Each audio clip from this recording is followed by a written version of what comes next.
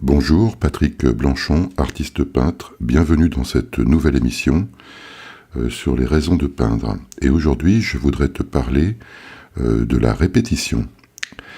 Alors, ce sujet de la répétition, en fait, m'est venu hier dans la journée. Je suis allé à la rencontre d'un bon ami qui est également un de mes clients.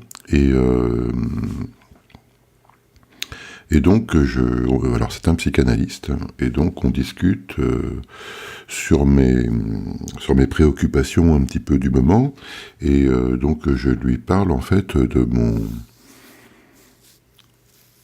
mon émission que j'ai réalisée sur l'inachevé, quelque part dans l'inachevé. Et alors il me dit une chose assez intéressante. Il me dit que, parce que dans cette émission sur l'inachevé, je parlais en fait de la frontière avec l'irréversible. C'est-à-dire que l'inachevé, faut savoir s'arrêter à la limite de l'irréversible, c'est-à-dire au moment où il n'y a plus de répétition possible. Et donc je lui ai fait part de cette réflexion, et il me dit, de toute façon, le seul moment où il n'y a plus de répétition, c'est la mort. Ah, alors là, du coup, effectivement, vu sous cet angle-là, c'était intéressant. Et il me dit, il y a deux mots que t'as oubliés dans ton travail, c'est deux mots importants, c'est la perte et la séparation. Alors je replace ça un petit peu dans l'univers de la peinture et sur mon travail en fait concernant l'inachevé. Et effectivement, il y a bien un enjeu concernant la perte et la séparation. C'est-à-dire que la perte, c'est définitif, il n'y a pas de pièce à y remettre, on perd quelque chose et c'est terminé. C'est comme la mort en fait. Alors que la séparation, elle se produit tout le temps, en fin de compte. Nous sommes dans la séparation à chaque instant, puisque chaque instant se déploie sur un autre, et donc il y a une séparation déjà, ne serait-ce que dans l'espace-temps. On se sépare à chaque fois d'un lieu que l'on quitte, que l'on retrouve, du moment dans lequel on est pour aller dans un autre. Quand on travaille, on organise sa journée, et donc on se sépare d'une tâche pour rentrer dans une autre. Donc cette notion de séparation, elle est perpétuelle, effectivement. Et vis-à-vis du tableau en lui-même, c'est vrai qu'il y a un moment donné où il faut vendre ce tableau aussi, bien sûr. Et qu'est-ce qui se passe, en fin de compte ? Il y a un échange qui se produit entre donc le peintre et puis son acheteur. Et il y a une somme d'argent, en fait, qui est décidée, en fait, pour que l'acheteur récupère le tableau.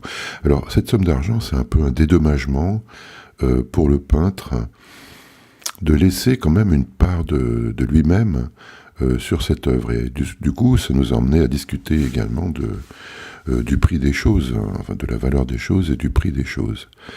Et de la rapidité avec laquelle désormais les gens se posent peu de questions, c'est-à-dire qu'ils voient quelque chose qui les intéresse, et tout de suite, ça coûte combien, et donc, s'ils peuvent se le payer, ils se l'achètent tout de suite, il n'y a pas de... Entre l'envie et puis l'acquisition, il n'y a pas beaucoup de... C'est pas très différé, en fait, voilà. Et ce côté différé est très intéressant dans le monde dans lequel on vit actuellement. C'est-à-dire que la satisfaction rapide des désirs provoque quand même une confusion énorme dans toute notre société, je pense. Et alors je m'égare un petit peu peut-être par rapport au sujet de la peinture, mais je pense que c'est lié, parce qu'en fin de compte, on peut beaucoup se fourvoyer en fait dans cette histoire de vente d'œuvres, en attribuant par exemple une valeur qui serait trop basse, par exemple, par rapport à ce qu'on a mis dans notre travail, ou au contraire trop haute, peut-être parce qu'on est en surestime de soi, et que à ce moment-là, on se dit, il faut vraiment que ça coûte cher, quoi, pour les gens, et puis, bon. Alors ce problème du coût en fait de l'œuvre d'art, combien ça coûte, m'a toujours un peu préoccupé et m'a posé beaucoup de problèmes moi dans, dans l'attribution de prix à mes œuvres. Et si on va un peu plus loin, on peut se poser la question finalement, quel est le coût de la séparation ? Là, on ne parle pas de perte parce que le tableau n'est pas détruit. On peut le retrouver en se rendant peut-être chez son acheteur de temps en temps. Moi, ça m'arrive. Donc, je retrouve mes tableaux. Et quelque part, ils m'appartiennent toujours, plus ou moins, parce que bon, la loi est pas mal faite là-dessus, sur les droits d'auteur, en fait. C'est vrai que l'acheteur conserve l'objet, mais par exemple tous les produits dérivés, etc. Ça c'est plutôt moi en fait à qui on doit demander l'autorisation pour pouvoir effectuer des photographies, publier des choses comme ça. Donc il y a quand même un lien qui se conserve avec l'œuvre d'art et son auteur, malgré tout, même s'il y a une séparation. Alors qu'un incendie, par exemple, va tout détruire, et là, c'est une perte sèche, on perd tous ces tableaux. Alors, je reviens un petit peu à mon thème du jour et à cette notion de répétition. Alors, la répétition, on peut la voir évidemment toujours de deux façons, c'est-à-dire la façon négative et la façon positive. Si on regarde, par exemple, la culture asiatique, en ce qui concerne la peinture, réaliser un trait, par exemple, est inscrit d'une certaine manière dans la durée.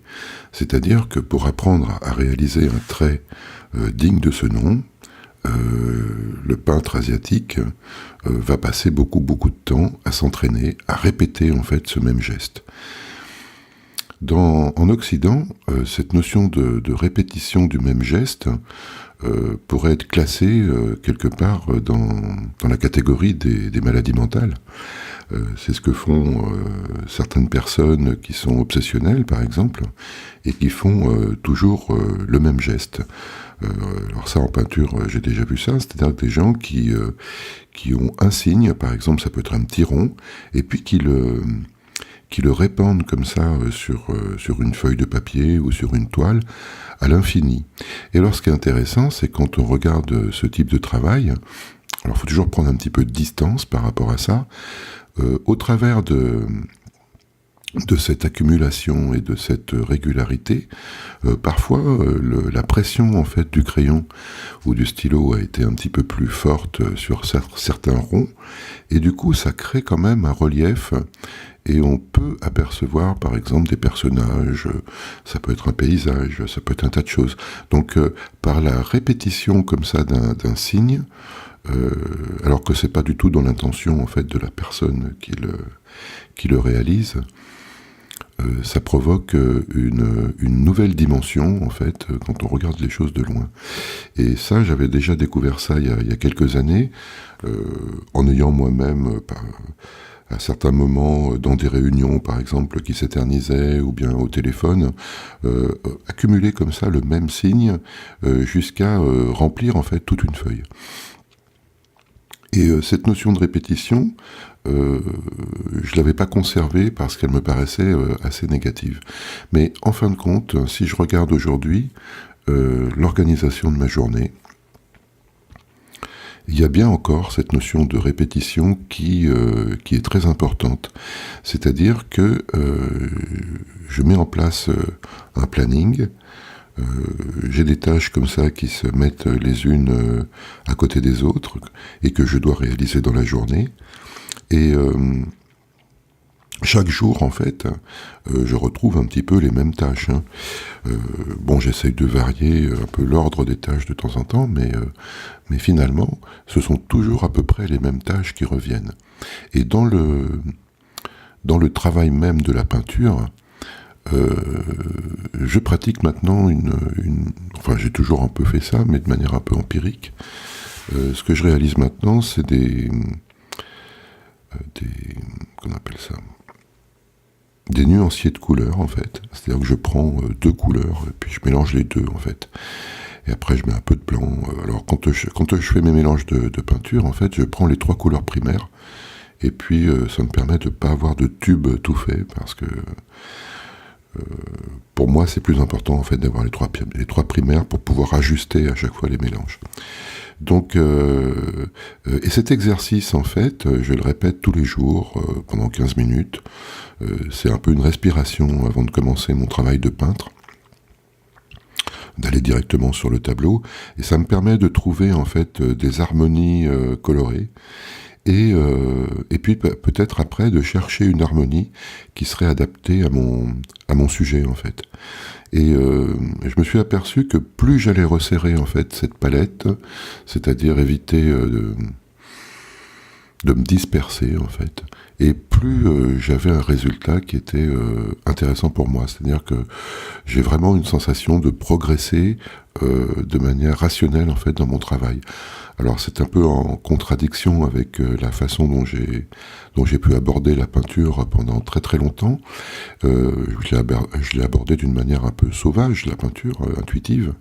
Et maintenant j'essaye d'allier en fait les deux, c'est-à-dire avoir toujours évidemment cette intuition, ce travail avec l'instant, mais me débarrasser en fait des préoccupations logistique, si on peut dire, c'est-à-dire que je n'ai pas à réfléchir sur telle couleur ou telle couleur, elles sont déjà prêtes sur ma palette, et je n'ai juste qu'à piocher en fait à chaque fois pour avoir la bonne couleur, la bonne valeur, voilà. Et du coup, mes tableaux se réalisent vraiment d'une autre façon. Alors que dans le temps, il y a quelques années, je mettais tout en vrac en fait sur ma palette, et puis en fait les couleurs je les faisais sur le tableau. Petit à petit, j'ajustais, etc. Ce qui donnait parfois des tons boueux, qui pouvaient être intéressants parce que à l'huile, parfois il faut partir un peu de la boue, il faut partir un peu du sombre pour avoir de la lumière. Mais bon, ça me satisfaisait pas complètement, et donc j'avais une sensation en fait de ratage souvent qui revenait en fin de compte, parce que j'avais pas suffisamment réfléchi en fait même à la démarche plastique pour réaliser mes tableaux. Donc du coup, je regarde cette histoire de répétition. Si je mets répétition, séparation, inachevé, voilà, il y a encore une trilogie en fait qui apparaît et qui pourrait sous-tendre en fait tout un travail, une série peut-être sur ces mots quoi en fait. Et ça, je trouve que ça devient de plus en plus intéressant de partir en fait sur des réflexions en observant un peu son fonctionnement, sa vie, pourquoi on fait les choses et comment on les fait, et puis ensuite de les incorporer petit à petit de manière un peu plus réfléchie en fait dans son travail de peinture. Voilà, et j'en ai terminé pour aujourd'hui. J'espère que cette émission t'a plu, et puis je te dis à demain. Bonne journée.